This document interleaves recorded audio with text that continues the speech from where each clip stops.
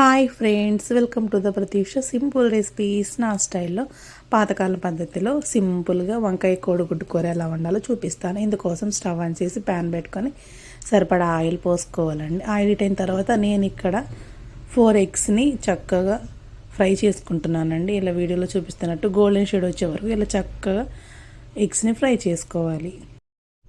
ఇలా చక్కగా ఫ్రై చేసుకున్న ఎగ్స్ని ఒక గిన్నెలోకి తీసుకొని ఇంకా పక్కన పెట్టేసుకోవాలి. తర్వాత అదే ప్యాన్లో మనం ముందుగా కట్ చేసుకున్న ఉల్లిపాయ పచ్చిమిర్చి అనేవి యాడ్ చేసుకోవాలండి. మొత్తం అంతా కలిసేలా తిప్పవేసుకొని ఉల్లిపాయలు అనేవి పింక్ షేడ్ వచ్చే వరకు చక్కగా ఫ్రై చేసుకోవాలి. తర్వాత మనం ముందుగా కట్ చేసి పెట్టుకున్న వంకాయ ముక్కలను కూడా యాడ్ చేసుకోవాలండి.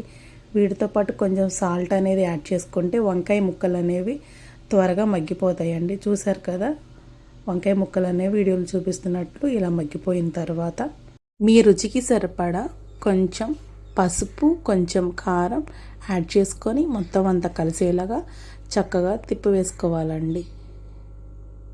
మనం ముందుగా కట్ చేసి పెట్టుకున్న టమాటా ముక్కలు కూడా యాడ్ చేసుకోవాలండి. అంతా కలిసేలా ఒకసారి తిప్పివేసుకోవాలండి. ఇంకా మూత పెట్టుకొని ఒక 2 మినిట్స్ తర్వాత చూస్తే టమాటాలు అనేవి ఈ విధంగా మగ్గిపోయి ఉంటాయండి. చూసారు కదా, నేను ఇక్కడ ఒక గ్లాసు వాటర్ అనేది యాడ్ చేసుకుంటున్నానండి. తర్వాత మనం ముందుగా ఫ్రై చేసుకున్న ఎగ్స్ కూడా యాడ్ చేసుకొని మొత్తం అంతా కలిసేలా చక్కగా తిప్పుకోవాలండి. ఇలా తిప్పుకున్న తర్వాత ఇంకా మూత పెట్టేసుకొని కుక్ చేసుకున్న తర్వాత మళ్ళీ మూత తీసి చూస్తే చూసారు కదా, వాటర్ అనేది ఇలా బాయిల్ అవుతూ ఉంటుంది. ఇంకా మొత్తం అంతా కలిసేలా చక్కగా గరిటెతో వీడియోలో చూపిస్తున్నట్టు ఇంకా వంకాయ ముక్కలు అనేవి ఇలా చక్కగా మ్యాష్ చేసుకోవాలండి. తర్వాత మళ్ళీ మూత పెట్టేసుకొని ఒక 2 మినిట్స్ తర్వాత చూస్తే వాటర్ అనేవి ఇలా చక్కగా దగ్గర పడిపోయి చిక్కగా అవుతుందండి. ఇంకొకసారి తిప్పుకొని సర్వ్ చేసుకొని తినటమే. నా వీడియో నచ్చితే లైక్ చేయండి, సబ్స్క్రైబ్ చేసుకొని కామెంట్ చేయండి. మీరు ఒకసారి ట్రై చేయండి, అంతే సింపుల్. Bye bye friends.